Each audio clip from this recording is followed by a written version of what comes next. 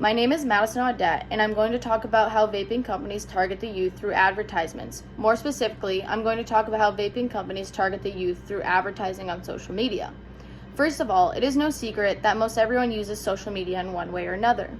Vaping companies have used this to target youth through advertising and propaganda by creating a buzz on social media. Through social media, vaping companies have generated advertisements and propaganda targeted at the youth. The first study that I found was done on 135 teenagers ranging 13 to 18, divided into 4 groups. The study was done to understand the effects of vaping through social media. Participants were asked to observe 6 posts through social media, and then afterwards were asked several questions related to their opinions on vaping. From this, researchers were able to gather that teens who had seen more vaping posts from not only companies but from peers as well were more likely to vape. Researchers also confirmed that teens who viewed vaping advertisements also thought more highly and positively of vaping. Results were considered statistically significant, and there was a strong correlation between social media users and intentions to vape.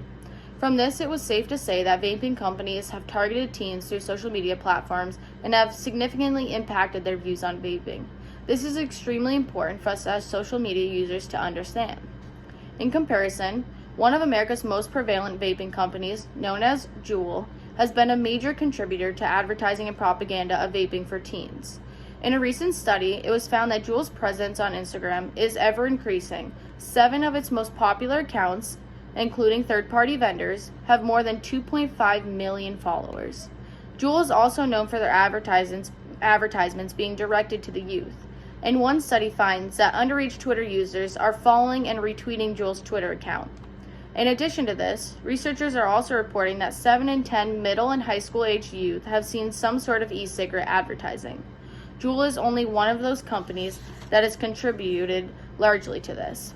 Social media is one of the most common ways of advertising, especially for vaping companies.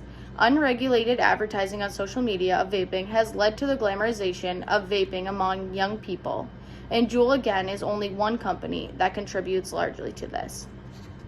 Lastly, vaping is found all over social media. It is almost inevitable to avoid seeing the advertisements plastered all over your feed. Social media plays a crucial role in advertisements of vaping to the youth because it's unregulated. Due to the fact that social media is unregulated, vaping companies choose to advertise through them. In a study done at the University of Texas and the University of North Texas, it was determined that young adults were more likely to recall e-cigarette ads on the internet, which was 57%. Researchers asked where else they had seen, and the results were less common. While it may seem unintentional, most social media users are 18 and under. Thus, in turn, when vaping companies choose to advertise through social media, they are very aware of the audience they're presenting to. This, again, is extremely important as most of us are social media users and some even vape.